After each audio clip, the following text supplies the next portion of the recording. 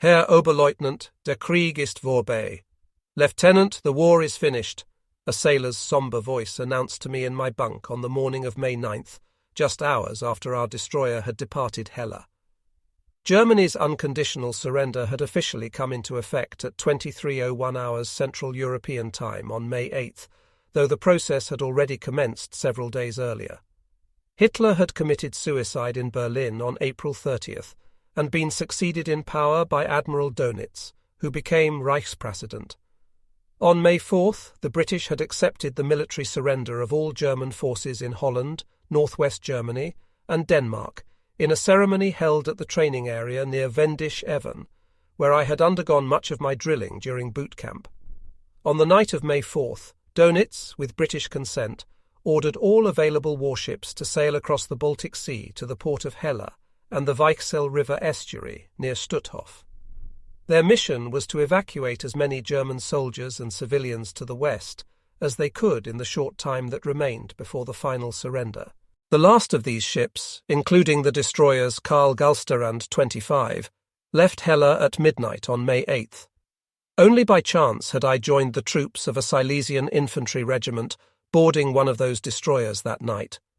Though our small convoy of ships was still closer to territory occupied by the Red Army on the morning of May 9th, we were determined to avoid surrender to the Russians. Ignoring Soviet demands for us to proceed directly to one of the ports under their control, the commander of our small convoy contacted the British for instructions. In addition to allowing the convoy to proceed to the Danish port of Copenhagen, the British authorized our commander to resist any attempt to force him to do otherwise. Our failure to obey the Russian demand to sail for a harbour under their control brought an assault by a group of Soviet patrol boats later that morning. With German sailors firing every available weapon aboard the destroyers, the enemy boats quickly broke off the attack and escaped into the fog. Though not witnessing the engagement, the loud thumping of the ship's guns was audible to me in my cabin below deck. It would be the last time I heard the fire of heavy guns in combat. Years later, Lieutenant Colonel Ebeling told me he had been evacuated at about the same time aboard a tug pulling a barge crammed with about 200 troops. As they were crossing the Baltic Sea, a storm struck. The tug survived, but all those on the barge drowned in one of those countless tragedies of the war's final days. When our destroyer arrived in the harbour at Copenhagen that afternoon, all personnel were ordered to disembark down a gangplank onto the dock. At a checkpoint there, waiting British soldiers would relieve us of any weapons as we began our internment as prisoners of war. While still aboard ship, I withdrew my Luger pistol from one of my tunic's pockets. To make the weapon inoperable, I removed its firing pin and tossed it overboard into the harbour. Replacing my superior Astra pistol in the holster with the now useless Luger, I then slipped the Astra into my tunic pocket, anticipating that I might need it for some unforeseen eventuality. Last, I took off my Iron Cross First Class and dropped it into one of my pockets.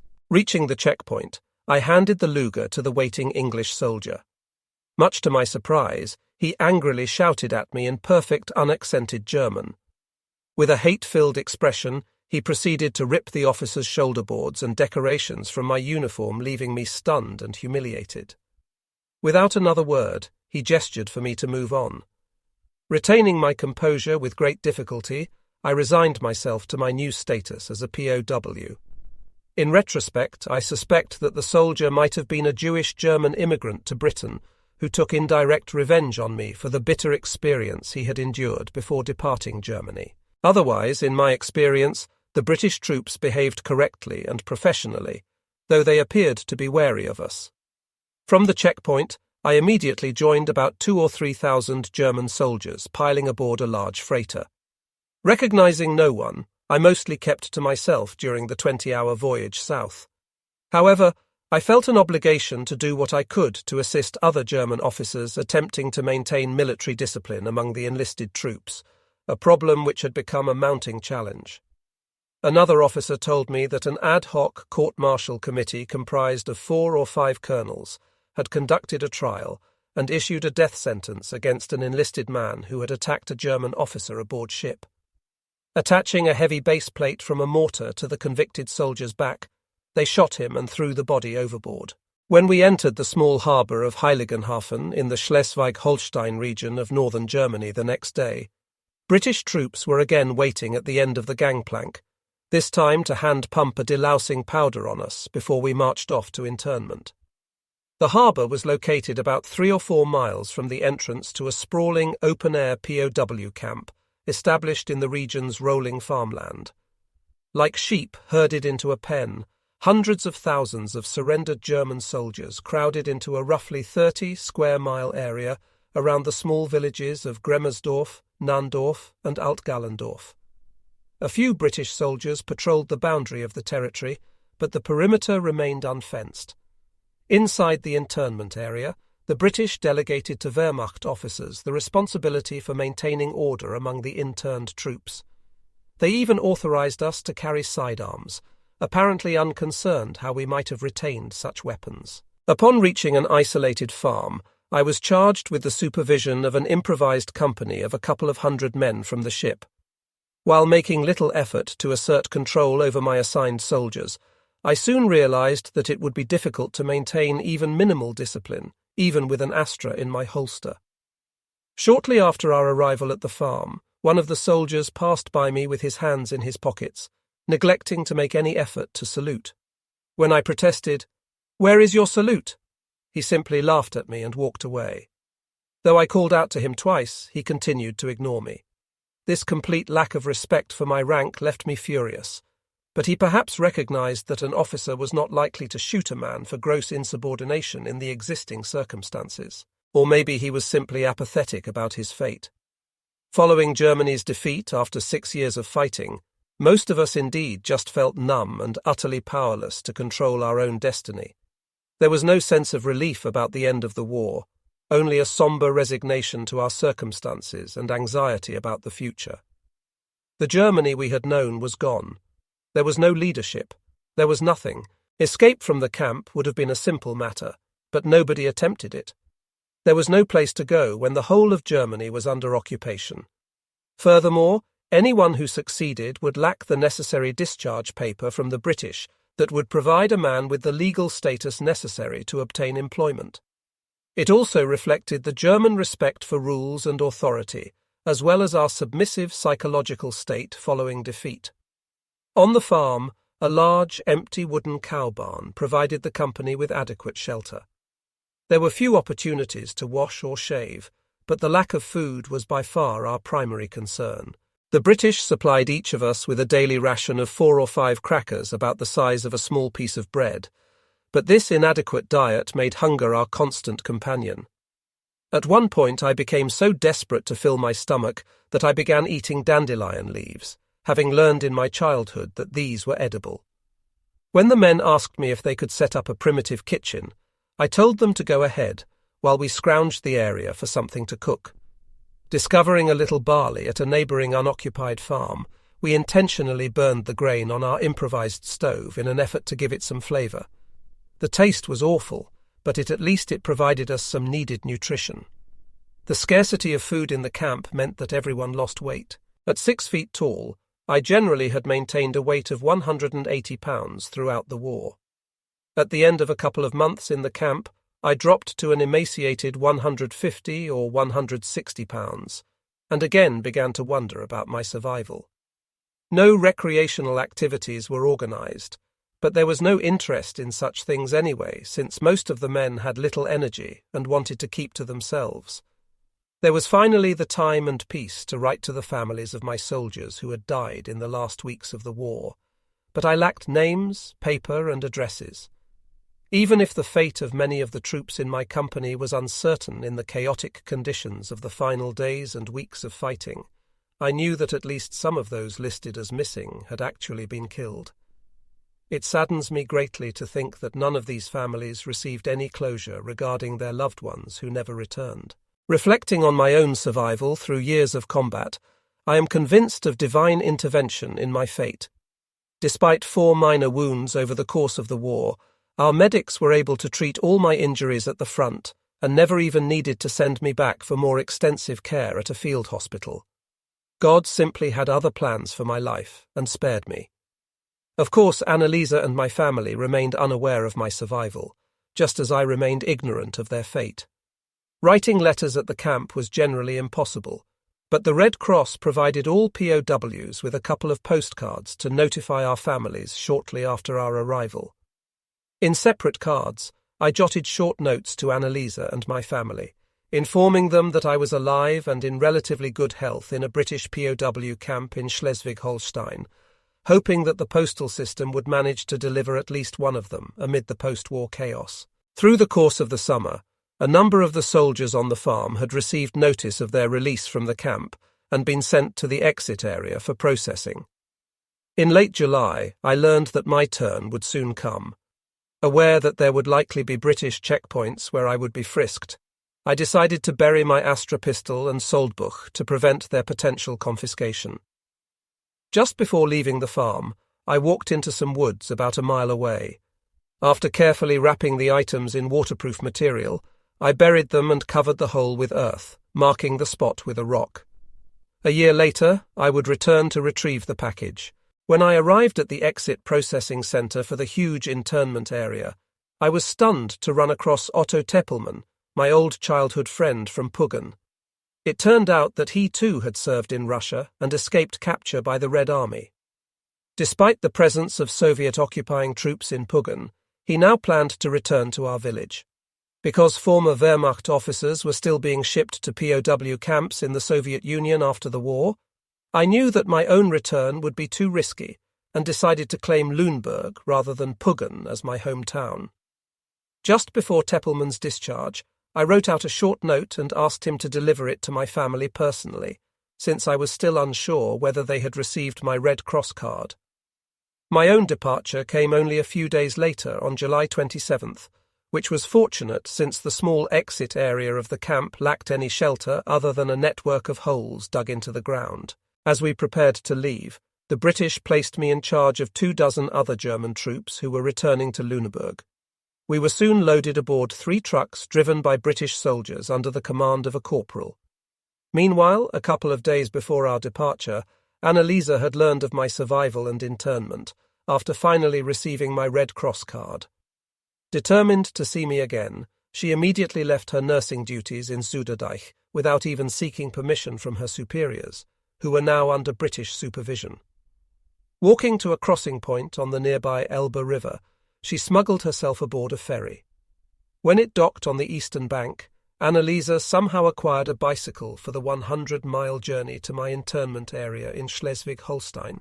Utterly exhausted, she finally reached the main gate of the camp, only to learn that the British had released me the day before her arrival. For the time being, I remained ignorant of these events. At the end of our roughly 100-mile trip south from the camp to Lüneburg, I directed the British driver of the leading truck to head for the employment office in the centre of town. After the men piled out into the courtyard in front of the building, I lined them up before issuing my final orders. The war is finished. Go home. And so, at the end of July 1945, at the age of 25, I was once again a civilian after 6 years of war. Until they received the short note delivered by Otto Teppelmann, my family still had no idea where I was, or if I was even still alive. In fact, they had received none of the letters that I had mailed since departing Memel nor the Red Cross postcard, so this note would prove to be the first word from me since January. Though my youngest brother Hermann had been adopted by my aunt and uncle Stork, my family was also naturally concerned for his fate as well. Drafted as a 16-year-old about 6 months before the end of the war, he had been sent to serve with an anti-aircraft battery in the Berlin area. Fleeing west just ahead of the Red Army, Hermann swam across the Elbe River and reached the home of his adopted parents in Lüneburg shortly after the end of the fighting. Even while Otto remained a POW, my family felt comforted knowing that he was at least safe. Interned in the United States, he spent most of his time picking oranges and grapefruits in Arizona and California. When so many German families lost 2 or 3 sons and brothers, it is truly remarkable that the 3 of us survived the war. Following Germany's defeat, the victorious Allies divided the country into Soviet, American, British and French zones of occupation. They also reduced Germany's European territory on an even greater scale than after the First World War. Under the Treaty of Versailles in 1919, parts of the three large agricultural provinces of East Prussia, Pomerania, and Silesia had been transferred to the new Polish state, while Alsace-Lorraine went back to France. In 1945, all of Pomerania, Silesia, and Brandenburg, east of the Oder-Neisse rivers, went to Poland, while East Prussia was divided between Poland and the Soviet Union. Beyond territory, the Russians also shipped whole industrial facilities from Germany to the Soviet Union as war reparations. In one case, a huge steel mill in Salzgitter near Braunschweig was dismantled and shipped to Russia by train. Because the railroad gauges changed size in Poland, all train cargo had to be unloaded and switched over to other trains at the junction points. When this dismantled factory arrived, the German POWs carrying out the transfer randomly divided up the equipment among different trains heading east so as to make it virtually impossible for the Russians to reassemble the factory. It was but one small measure of resistance against a tide of Soviet looting. On a much smaller scale, the Western Allies also took advantage of their position at times. For example, the British chopped down thousands of trees in the Lüneburg area and sent these back to the United Kingdom by the shipload. Germans were more accepting of the West's occupation of Germany than they were of the Soviet occupation. But when the Western Allies did something like that, people became bitter. They won the war, and now they want to take the rest of what we have. It was only after the passage of 2 or 3 years that most Germans in the West would come to view the Americans and the British as allies in the emerging Cold War against the Soviets. At the end of April 1945, American troops had occupied Pugin and required all civilians to vacate the village while they used it as a base for further operations. My family camped out in one of the farm's meadows, eating food they had carried with them and sleeping in our wagons. After 10 days, the Americans pulled out of the village, though they remained in charge of the area around it. While no fighting occurred in the area around Pugin, the evacuated homes were in bad shape, mainly as a result of the actions of the Allied POWs who had been liberated. During this period immediately after the war ended, numerous former German soldiers wandered through the countryside trying to reach home. In an effort to help, my mother frequently provided the men with food and civilian clothes so that they could avoid drawing attention from the occupying armies. At the end of June, British troops briefly replaced the Americans in the area around Pugin, just ahead of the scheduled July 1st transfer to Soviet control that had been agreed upon by the occupying powers. Everyone in the village was fearful. Most of the refugees who were living in Pugin chose to head west with the departing British to escape Russian occupation. Many local residents decided to join them, taking only their horses and wagons and leaving most of their belongings behind on their farms. After debating whether to depart for the west, my family finally chose to stay and take their chances. Immediately after the British withdrew, Red Army troops began to patrol the border between the eastern and western zones, which was initially marked only by stakes. For a bottle of schnapps, they would allow those who had not yet departed to cross over. Meanwhile, those who had decided to stay on their farms awaited the arrival of the Soviets with great anxiety.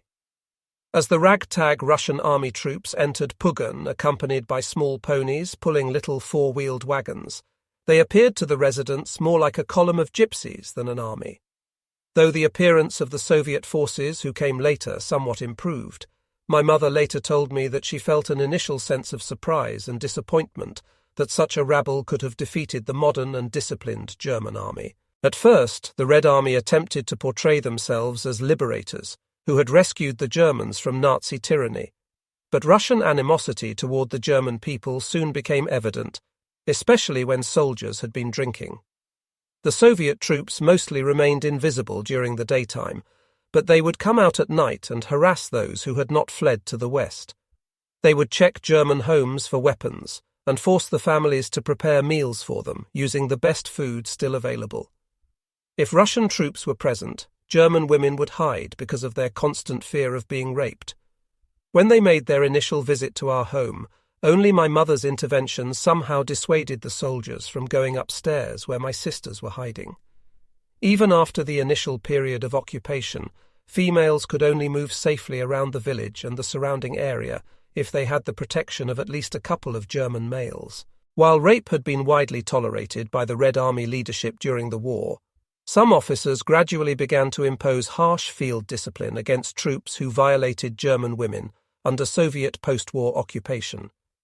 In one case in Thüringen, a Russian officer allowed a German female to identify the soldier who had raped her. He then shot the guilty party on the spot as a warning to the other troops. Of course, Germans living under Red Army occupation faced other dangers as well.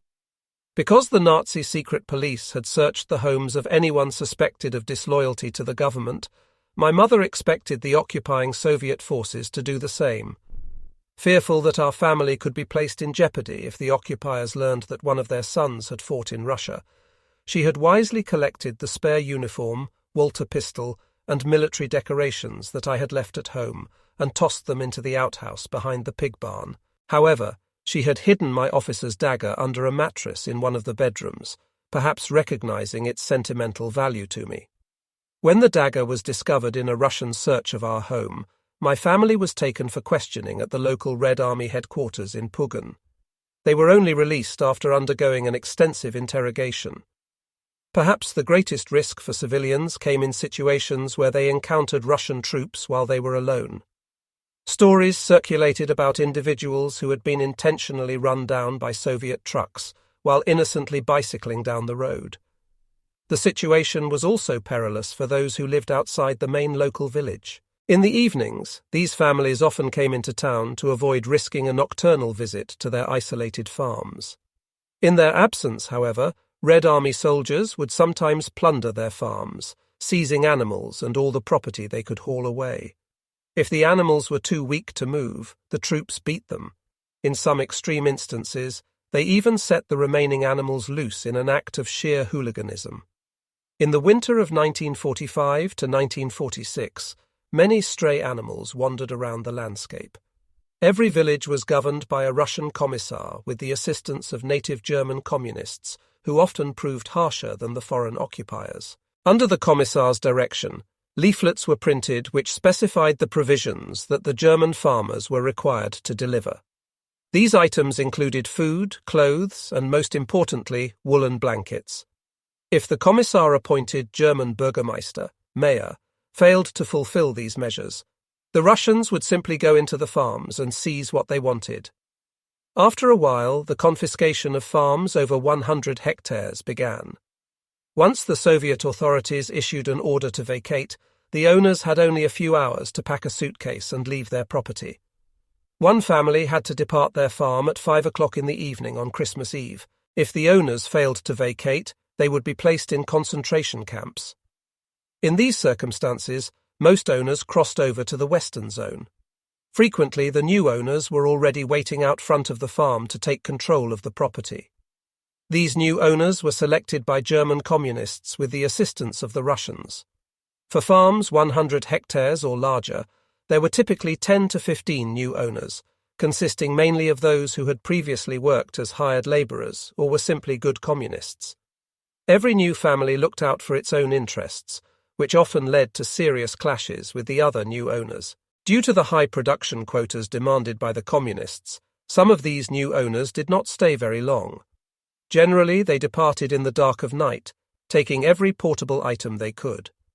Those who stayed ran into other problems, since all machinery and other equipment was tailored for the operation of larger farms rather than smaller plots. Because the communist authorities gave the new owners more rights than the remaining established farmers in a village, disputes among them were common. This conflict was magnified by the quota system. While the quotas for the new owners, who were natural supporters of the communists, actually decreased from year to year, the established farmers had to meet ever larger quotas. With a growing portion of the harvest delivered to the communist authorities for distribution in Germany or shipment to the Soviet Union, there was a diminishing amount left over to feed the farm families and their animals. In particular, there was a constant shortage of butter, eggs, and meat. The psychological stress was perhaps even worse than the shortages.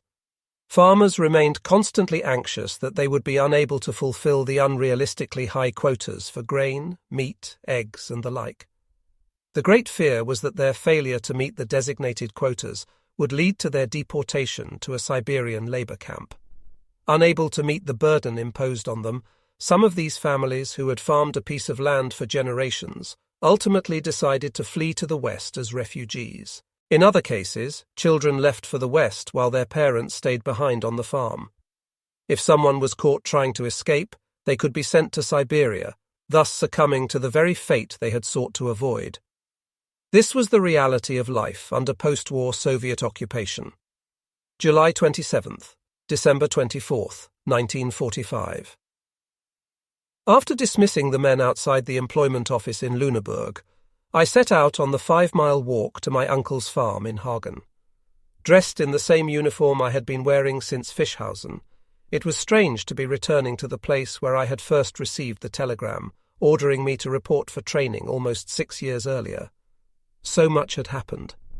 Arriving at the front door of the familiar home, I knocked. When the door opened, my aunt stood before me with an expression of deep disappointment on her face. In a sorrowful voice, she said, "And I thought it was Heinrich." My aunt and uncle's oldest son, Heinrich, had achieved the rank of captain in the artillery. In the last weeks of the war, he had been on his way back to the front from a furlough when he was ordered to take command of one of the ad hoc units formed to help defend Berlin. Only some time later did my aunt and uncle learn that he had been killed during the Russian assault on the city. Despite their natural concern for Heinrich's fate, my aunt and uncle tried to make me feel welcome. To my great relief, they passed along a card from Anneliese that she had sent to their home when she learned that I was alive. It was the first time that I had any word from her for over 6 months. Following a couple of days in Hagen, I caught a train to Hamburg. When I reached Anneliese's home in the suburb of Wonsbeck, her father greeted me warmly and told me that he himself had just recently returned home after duty with the Volkssturm in Belgium and Germany. He generously invited me to stay in the house that he shared with his relatives while I waited for Anneliese to arrive and sought a place of my own to live. After years in combat, terrible nightmares regularly plagued my sleep. Shortly after my arrival at the Bernds home, I had a dream that I was trapped in a bunker in Russia and began pounding the wall beside my bed. Because the nearby explosions of Allied bombs during the war had loosened its plaster, the wall quickly gave way under my unconscious hammering, collapsing onto my bed and the floor in a pile of dust and debris. Hearing the loud noise, everyone in the house awoke and rushed to my room. Upset and embarrassed by the episode, it was hard for me to explain the damage. While I continued to suffer the psychological effects of post-traumatic stress, I knew many other former soldiers who found it much more difficult to cope. Only with the passage of 5 or 10 years did the war gradually fade from my thoughts and dreams. Following her failure to find me at the POW camp, Anneliese had returned to Zuiderdeich, where she obtained an official discharge from her nursing duties on August 6, 1945. When she came through the door to her father's home in Hamburg later that day, she flung herself into my arms. Holding each other tightly in a long embrace that I will never forget, we both cried tears of joy and relief. It was my love for her and my hope for this moment that had kept me going through the darkest moments of the war. Against all odds, we were together again at last. During these months, Anneliese had suffered emotional confusion and turmoil. With no letters from me following our retreat from Memel in January, she had no way of knowing whether I had been captured or killed. Given the huge scale of German losses, it was completely understandable that she would believe I was gone from her life. Now, against all odds, we were together again at last. Soon after our emotional reunion, I learned the fate of the money that I had saved during the war. Throughout my years of service, I was paid a fixed salary according to my rank, as well as supplemental pay for combat duty.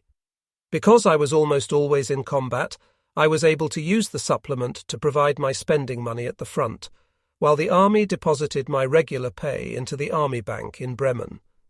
Since 1941, I had been saving these funds to pay for college after my discharge from the army. When the war ended, however, the army collapsed and the bank disappeared. I never saw any of that money, Perhaps it would have been wise for me to have shifted it somewhere else, but by the time I realized that Germany's defeat was likely, I was more concerned about staying alive than protecting my money. Still, it was very hard for me to accept that all my savings had simply vanished. With our families able to offer little assistance, Annalisa and I would be building new lives almost from scratch.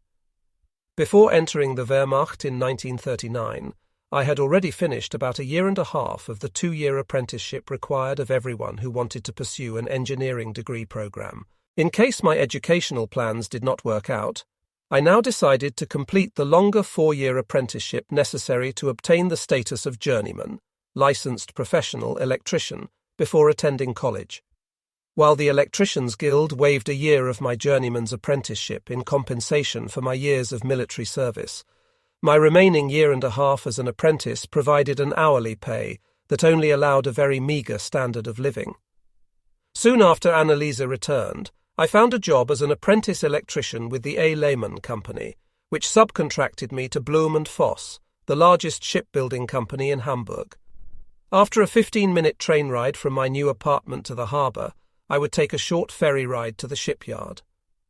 Arriving for work one day, my foreman ordered me to wait in front of the high-voltage electrical breakers while he went next door and flipped on the power. As he intended, the thunderous noise produced by the sudden surge of current scared the heck out of me. With an occasional prank to liven things up, the work was interesting, and I learned a great deal.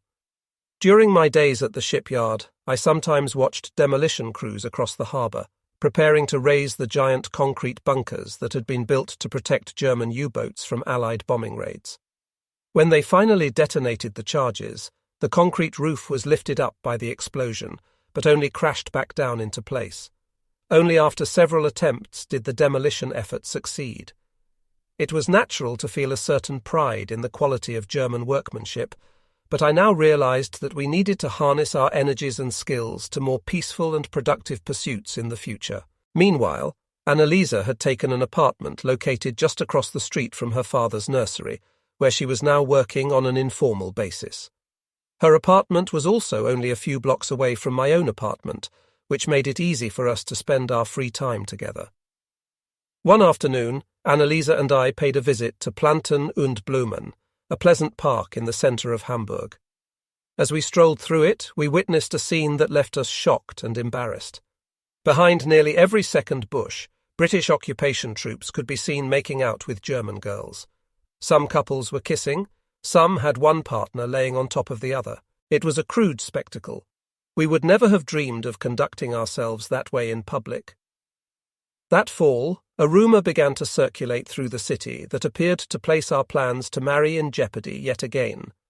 According to the word on the street, the British occupation authorities planned to issue an order on January 1st, 1946, that would strictly prohibit all marriages between Germans for the following 3 years in order to reduce Germany's population. When the rumour persisted, Annalisa and I began to think that there must be some truth to it. Concerned that we might have to wait years, we decided to advance our marriage plans to December 22nd, 1945. We set aside our more extensive plans for a big wedding, but I did manage to hire a covered carriage with 2 white horses to convey us to the church for the very small ceremony in the morning. Afterward, the carriage took us to an intimate reception with Annalisa's family and my brother Hermann in Aunt Frieda's apartment, where I had just rented a room. While my sister Marlene had not been able to extend her recent visit to Hamburg in order to attend the wedding, she presented us a pork roast from our family's farm to celebrate the occasion before crossing back to Puggen in the Soviet zone. Given my limited financial means and the devastation of post-war Germany, my effort to arrange a suitable honeymoon proved difficult. Much of Hamburg was flattened into rubble after the war, but one hotel still stood among the ruins in the centre of the city, on the Mönckebergstrasse, not far from the main train station. When my telephone call received no answer, I headed down to the hotel and asked the manager if I could reserve a room for us. Initially informed that no rooms were available, I explained that we were getting married and needed a place to stay on our honeymoon. "Oh, that's different," the hotel manager replied. For 2 nights after our wedding, My new bride and I thus enjoyed a luxury suite with all the amenities, starting with a long bath in hot water that was still unavailable where we lived. It was a happy start to our life together. December 1945, August 1949. As soon as the Allied powers in the western part of the country gave the Germans the authority to begin rebuilding their economy and industry, conditions started to improve. Although life gradually became better, the overall economic situation in Germany remained bleak in the years following the war. Even the rationing begun during the war continued for a year or two under Allied occupation. This limited the quantities that we could purchase of various products in short supply, such as food and clothing, as well as access to housing and transportation. Following our wedding, Anneliese moved into my room in Aunt Frieda's apartment. Fortunately, the winter-hued suburb of Hamburg, where Aunt Frieda lived and ran her delicatessen, was one of the few parts of the city that had not been completely bombed out. Even renting a room from her, our financial circumstances were exceptionally tight. After our marriage, Anneliese stopped working in her father's nursery. While we could have benefited from the extra income, married women rarely worked outside the home at that time. In any case, there were few jobs available. As her husband, it was now my responsibility to provide for Anneliese. Despite our constant efforts to economize, my small income severely limited the amount of food we could afford. While our diet was supplemented by produce from Mr. Bernt's nursery, our persistent hunger made me resort to other options. One weekend, I took a train from Hamburg, 100 miles south, to the small town of Gifhorn, located near the farm of a distant relation. Reaching his home, I pleaded for my relative to sell me a few potatoes. Though grudgingly agreeing to my request, he made it clear that he did not welcome my visit.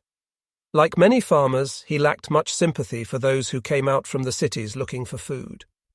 That night I arrived home to my wife and Aunt Frieda with a sack full of potatoes, exhausted and humiliated. This terrible situation was far worse than anything my family endured during the Great Depression.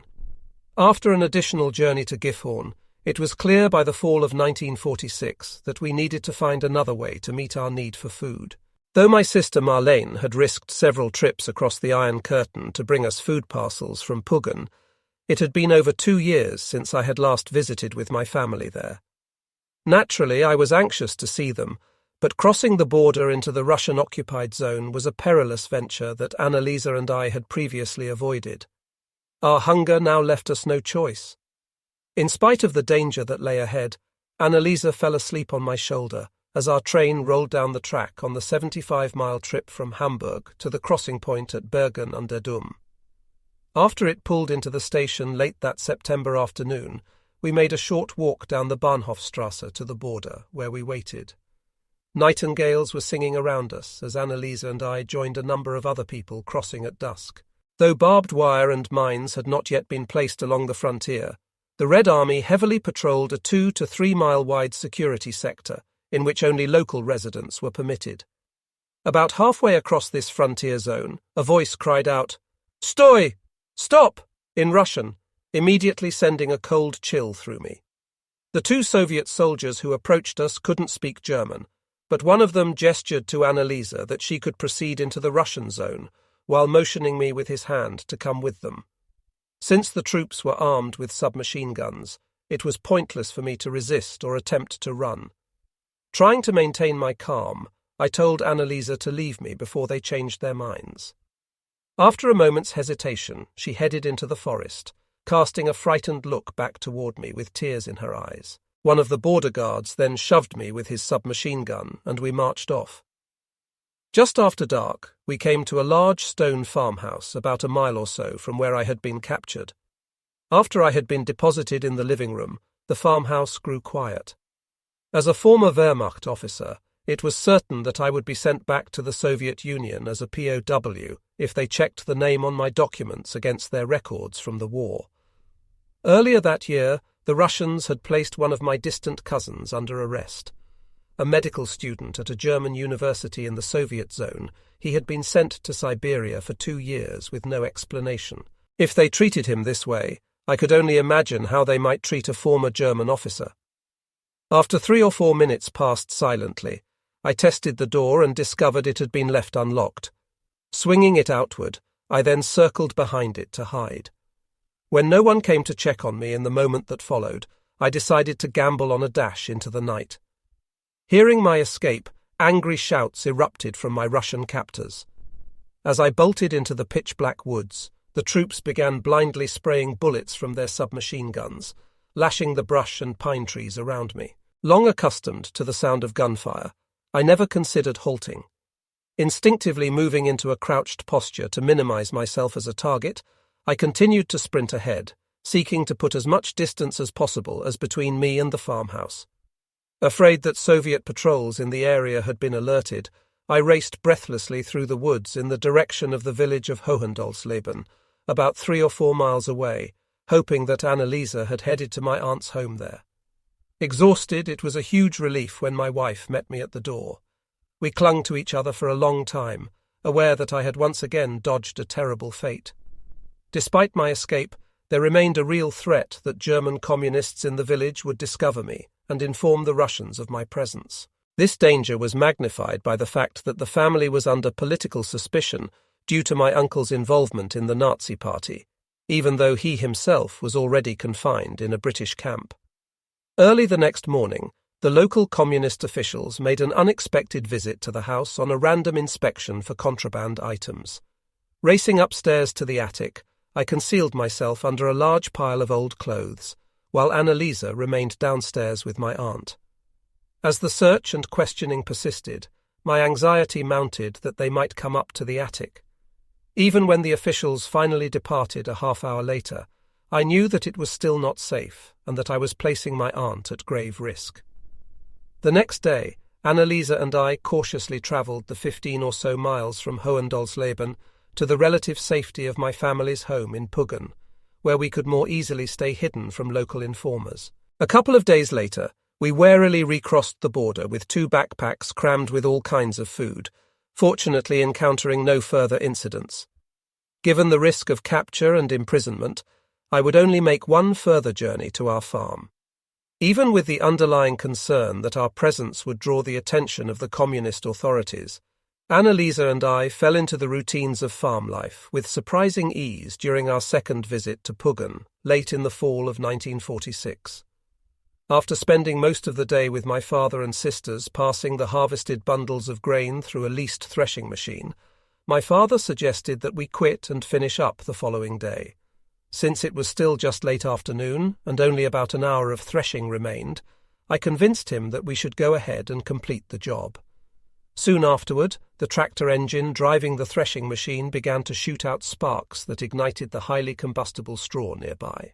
In spite of our vigorous efforts to quench the fire, the whole barn was soon engulfed by flames. Though we succeeded in preventing the blaze from spreading to the other buildings, it nonetheless proved to be the worst disaster that we ever experienced on our farm. Because I had urged my father to finish the job, I naturally felt responsible, but there was nothing I could do. In the spring of 1947, after convincing me that she would be safe travelling alone, Annalisa made the border crossing to Puggen to retrieve another backpack of food for us. Her willingness to face the hazards involved reflected both daring as well as a little naivete. While her first solo journey across proved uneventful, her second trip soon afterward ran into trouble. Following her return, Annalisa recounted to me how she had almost stumbled into a Red Army patrol the previous night near the border. Fortunately, the troops did not see her, and she was able to hide in a nearby farmer's barn. In the morning, the farmer had come out to feed his cows and discovered her. Despite the risk to himself, he allowed her to leave without revealing her presence to the communist authorities. After hearing the story of her close call, I refused to allow her to attempt any further expeditions across the Iron Curtain. When I consider the danger now, it is difficult for me to understand how I could have consented to place my wife in such jeopardy even once. Indeed, my willingness to countenance the risk to her safety is the best illustration of the desperation we felt during those years. In April 1947, I finally entered the electrical engineering program at the Federal Engineering College in Hamburg. Although I had been permitted to work and receive wages as a journeyman electrician for several months before entering school, I only officially passed the qualifying exam to become a journeyman in July. While a journeyman's income was more than adequate to support my family, I realized even before beginning my college studies that I could not work even part-time as an electrician if I planned to be a full-time student. After attending the first semester of college in Hamburg, I spent the remaining 4 semesters at a different college in Wolfenbüttel, just outside the city of Braunschweig. With me now unemployed and Anneliese unable to find work, I was forced to request a loan of 1,000 marks from my uncle Stork, who owned an Opel auto dealership in Lüneburg. Even with these funds, our overall living conditions in Wolfenbüttel were slightly worse than they had been back in Hamburg, where we had at least received occasional produce from Herr Bernth's nursery. Though we greatly appreciated Marlene's delivery of a couple of packages of food from Puggen, her efforts did not fundamentally improve the food situation for Anneliese and me. Sometimes I was driven to take desperate measures. On 2 occasions I pawned our wedding rings that the jeweller had crafted while I was in Dresden. On another occasion, when there was no money, I snuck into a farm field about 1/4 of a mile from our apartment to pick beans. It was stealing, but I was determined to do what was necessary to feed us. While my family in Puggen still had enough to eat, they faced increasing tribulations as the communist government intensified its control over farms. To prevent the consumption of animals without official permission, officials began visiting farms regularly to conduct counts of the livestock. During one of these inspections, my sister Krista snuck 2 small lambs into her bedroom, only barely managing to muffle the noise of their bleating. My family also experienced more targeted harassment from the communist government.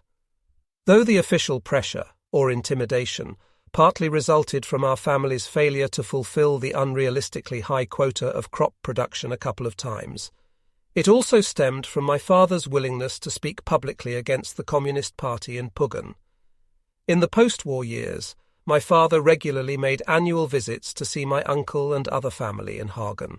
While he was away on one of these visits in late 1948, our local Lutheran church pastor, Herr Schmerschneider, visited my mother and warned her that my father would likely be arrested upon his return from the West. When my father learned of this threat, he made the difficult decision to remain in Hagen at my uncle's home. The ensuing separation from my mother and sisters would last for years.